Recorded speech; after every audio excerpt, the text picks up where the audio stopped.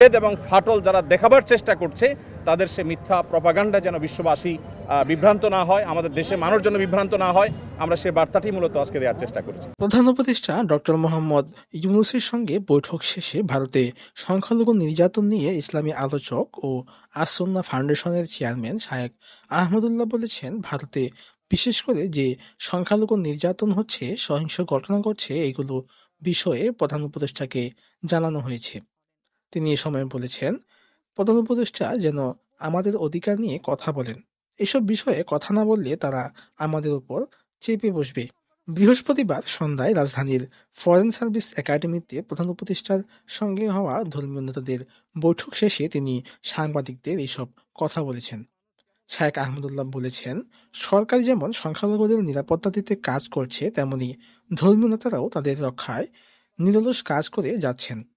মধ্যে আলহামদুলিল্লাহ চমৎকার ধর্মীয় সম্প্রীতি বজায় আছে, সেটিকে সামনে আরও কিভাবে ভালোভাবে ধরে রাখা যায় সেজন্য আজকে আমরা কথা বলেছি। সবাই মন খুলে সবাই যার যার মতামত ব্যক্ত করেছেন। মাননীয় প্রধান উপদেষ্টা মহোদয় তিনি আমাদের কথাগুলো খুব মনোযোগ দিয়ে শুনেছেন। আমরা সবাই ঐক্যবদ্ধ আছি এবং থাকব।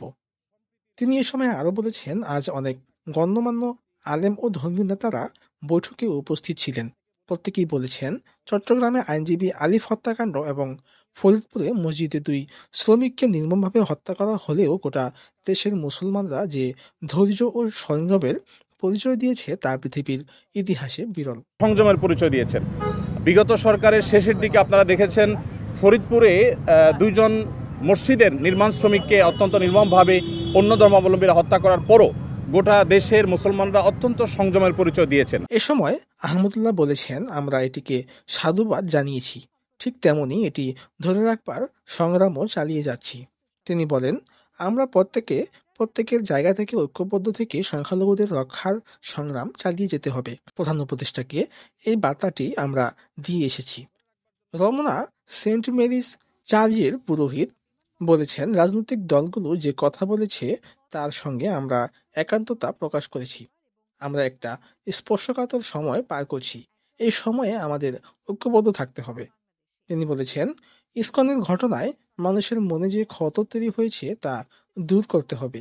এই ঘটনাকে কেন্দ্র করে যারা কষ্টে আছেন, যাদের মধ্যে ক্ষোভ সৃষ্টি হয়েছে, তাদের অনেকেই আজ আসেন নাই। তাদেরকে নিয়ে যেন প্রধান উপদেষ্টা বসেন, আমি এই কথা বলে এসেছি।